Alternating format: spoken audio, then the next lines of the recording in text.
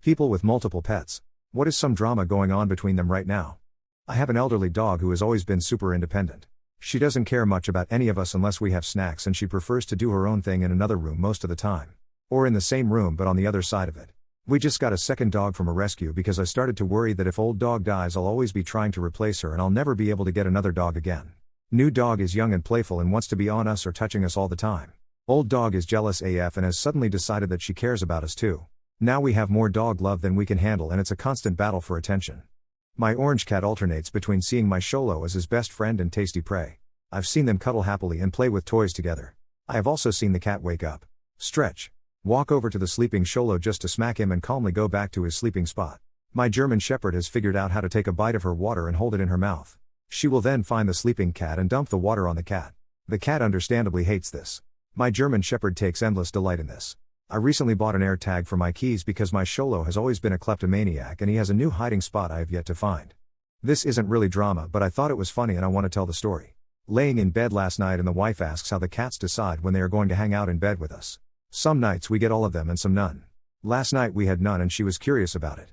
I said maybe the nights we don't have them they are having a meeting to discuss important cat business. Just then we heard 2 knocks out in the house. I asked what she thought that was.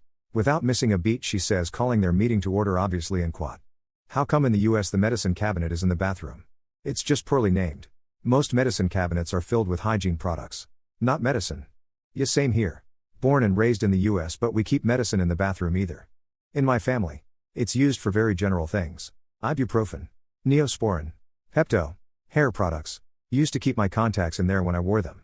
My mom had makeup in it for years. I personally wouldn't store a controlled substance in it and I don't know tons of people who would. Don't know about US. I am Ukrainian, my medicines are in kitchen.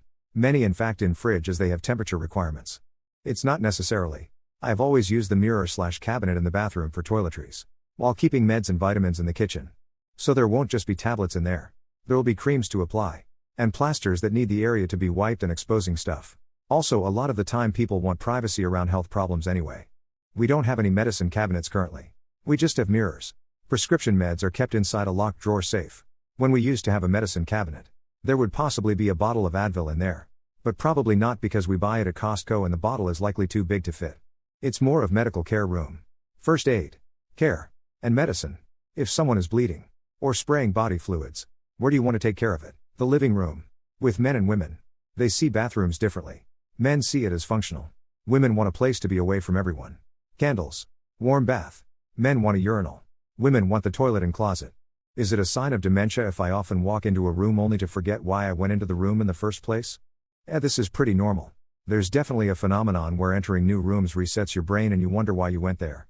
Especially if you're kinda distracted already.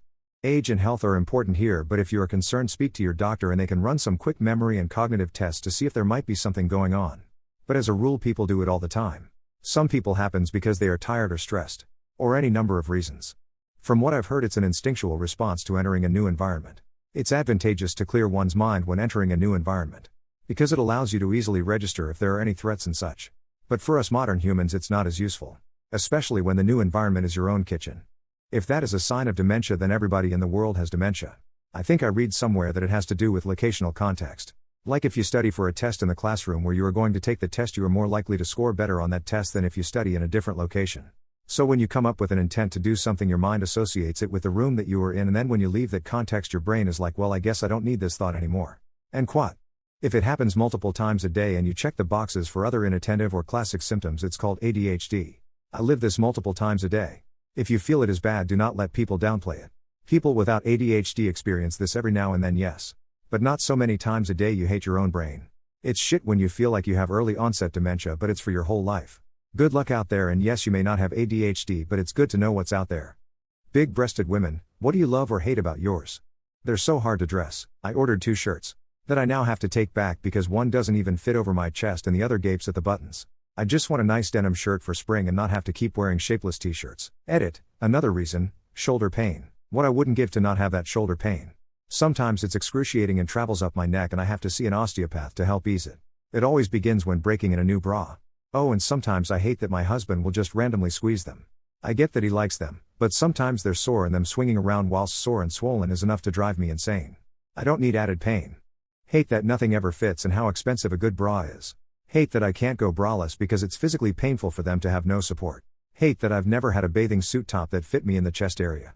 Hate that I'm constantly sexualized just because I have big titties. Love how dope they look in certain outfits. Like my bridesmaid's dress at my friend's wedding. Love how much my partners love them lol. Love that I can get free drinks all night simply by wearing a tighter top or a low-cut top. Last I knew I was an H-cup, but that was like a year and a half ago and I no longer fit in those bras, so I must be even bigger now.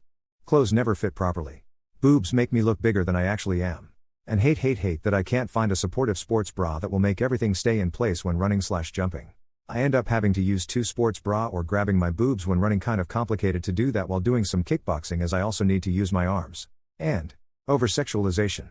Can't wear anything with a cleavage without looking like I'm asking for all of the stares and catcalls. Ugh.